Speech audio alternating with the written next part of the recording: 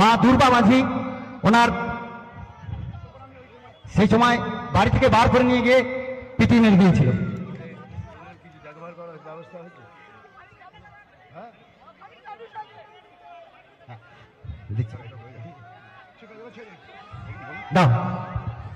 উনি যেটা বলছেন সেটা হলো যে আমি পয়সা চাই না, আমি বিচার চাই। তবে এটুকু বলে দিলাম, যদি বিজেপি সরকার আসে তাহলে বিচার হবে হবে হবে।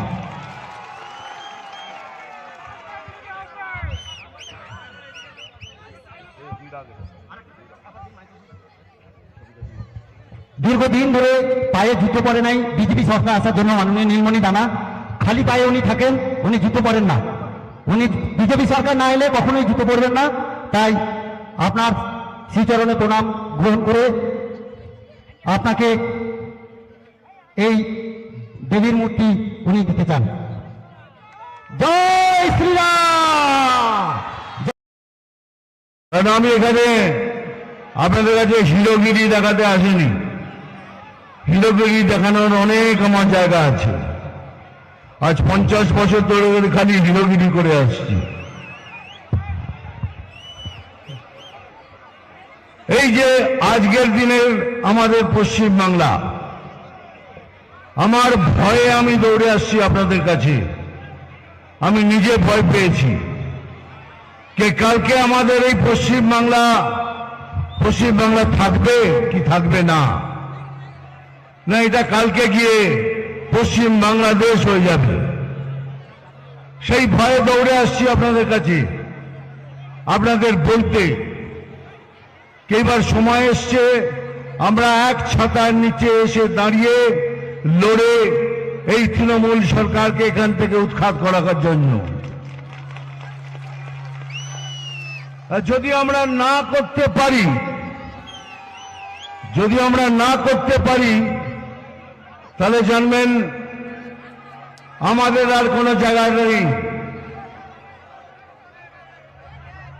হ্যালো, সমস্ত সনাতনীকে এক ছাতায় নিচে এসে লড়তে হবে।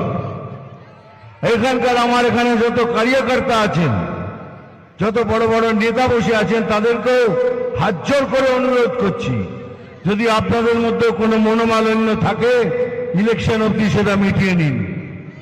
একসাথে লড়ুন, একসাথে লড়ে দেখিয়ে দিন কি আমরাও পারি। ইডি কিন্তু বিজেপির নয়, সিবিআই বিজেপির নয়, কিন্তু এটা আমাদের ঘাড়ে চাপিয়ে দেওয়া হয়েছে। ইডি একটা নতুন সংস্থা, আলাদা সংস্থা, সিবিআই একটা আলাদা সংস্থা।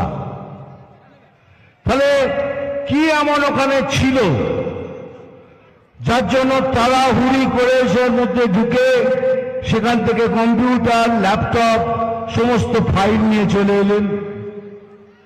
কি ছিল তার মধ্যে? শোনা যাচ্ছে সেখানে নাকি পরিকল্পনা ছিল।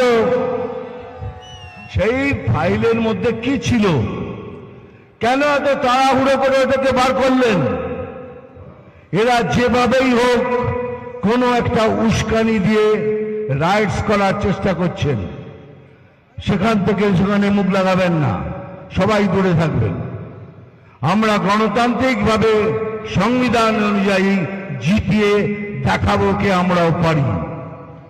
বহরমপুর গেছিলাম কিছুদিন আগে, সেখানে একটা টোটোবেলা আমার পাশে এসে দাঁড়ালো।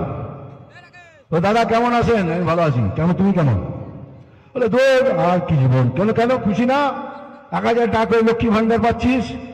বলে হ্যাঁ পাচ্ছি, কিন্তু একবার লিমিট ক্রস করলেই 1000 টাকা ফাইন, আর সেই 1000 টাকা নিয়ে এসেই আমাকে দিয়ে দিচ্ছি। এটাই হলো লক্ষ্মী ভান্ডার। কিন্তু আমি বলছি ওই লক্ষ্মী ভান্ডার নেবেন, 100 বার ওই টাকা নেবেন, কারণ এটা আপনাদের টাকা, আপনাদের ট্যাক্স পেড টাকা। কিন্তু একবারও ভেবেছেন যাদের বিবেক আছে, যারা না নিতে চায়, তার ছেলেকে দেখুন যার বিবেক আছে সে বেকার বসে আছে, তার স্বামীকে দেখুন যার বিবেক আছে বেকার বসে আছে, এমনকি তার শ্বশুর শাশুড়ি, মা বাবা কষ্টে রোগে ভুগছে। ওই 1000 টাকায় আপনি এগুলো সব করতে পারবেন? পারবেন না।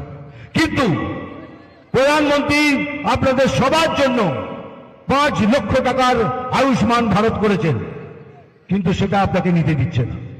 এমনকি যারা 1000 টাকার লক্ষ্মী ভান্ডার পাচ্ছেন তারাও পাবেন আয়ুষ্মান ভারতের 5 লক্ষ টাকা রোগীর সেবা করার জন্য নিজেদের, কিন্তু করতে দিচ্ছে না। তাহলে প্রধানমন্ত্রীর নাম হবে?